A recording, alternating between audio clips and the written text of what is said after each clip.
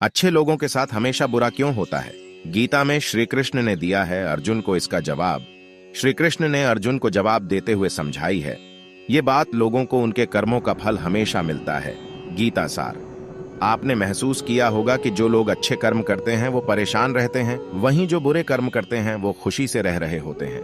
अच्छे कर्म करने वाले परेशान होते हैं कि आखिर उन्हें इतनी परीक्षा क्यों देनी पड़ रही है, जबकि जो अधर्म की राह में हैं वो खुश हैं और जिंदगी का लुत्फ उठा रहे हैं। अगर आपके मन में भी ये सवाल आया है तो आज हम आपको इसका जवाब देंगे। ये जवाब वो है जो भगवत गीता में लिखा है और श्री कृष्ण ने अर्जुन को दिया था।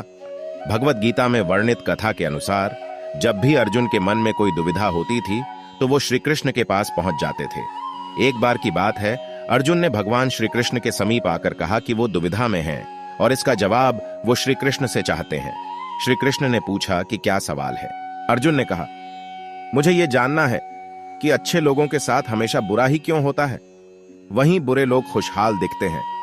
अर्जुन के मुंह से ऐसी बातें सुनकर श्री कृष्ण मुस्कुराए और कहा, मनुष्य जैसा सोचता है और महसूस करता है वैसा कुछ नहीं होता है, बल्कि अज्ञानता की वजह से वो सच्चाई नहीं समझ पाता है।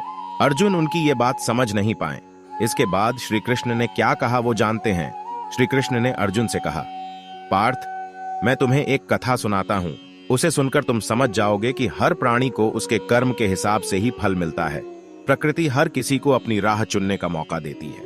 अब वो मनुष्य की इच्छा पर निर्भर करता है कि उसे धर्म की राह चुननी है या अधर्म की। कथा शुरू करते हुए श्री कृष्ण ने कहा, एक नगर में दो पुरुष रहा करते थे। एक पुरुष व्यापारी था जिसके जीवन में धर्म की बहुत महत्ता थी। वो पूजा पाठ में यकीन रखता था। वो हर रोज मंदिर जाता था और दान धर्म भी करता था और हर रोज भगवान की पूजा करता था। वहीं दूसरा पुरुष बिल्कुल विपरीत था।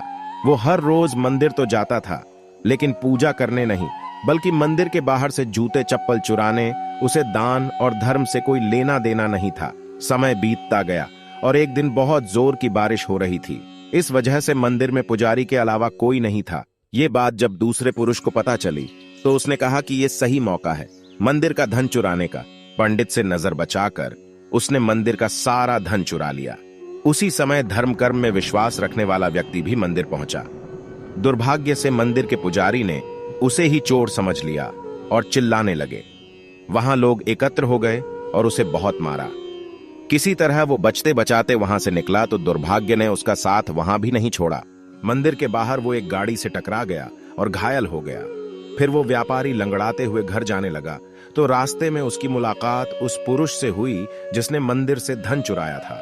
उसने कहा, आज तो मेरी किस्मत चमक गई, एक साथ इतना सारा धन मिल गया। ये सब देखकर उसे बहुत बुरा लगा और उसने अपने घर से भगवान की सारी तस्वीरें निकाल दी।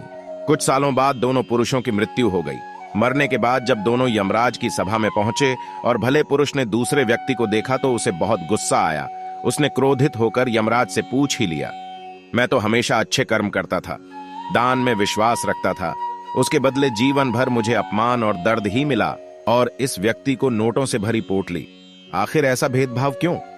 इस पर यमराज ने कहा, पुत्र, तुम गलत समझ रहे हो।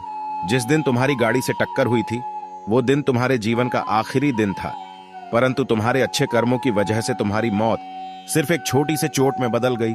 तुम इस दुष्ट व्यक्ति के बारे में जानना चाहते हो। दरअसल इसके भाग्य में राजयोग था, मगर इसके कुकर्मों और अधर्म की वजह से वो सिर्फ एक छोटी सी धन की पोटली में बदल गया। कथा सुनाने के बाद श्री कृष्ण अर्जुन से कहते हैं, पार्थ, क्या अब तुम्हें तुम्हारे सवाल का जवाब मिल गया? ऐसा सोचना कि भगवान तुम्हारे कर्मों को नजरअंदाज कर रहे हैं, ये बिल्कुल भी सत्य नहीं है। भगवान हमें कब क्या किस रूप में दे रहा है मनुष्य को समझ में नहीं आता है, मगर आप अच्छे कर्म करते रहें तो भगवान की कृपा हमेशा बनी रहती है। इसलिए अपने अच्छे कर्मों को बदलना नहीं चाहिए, क्योंकि उसका फल हमें इसी जीवन में मिलता है।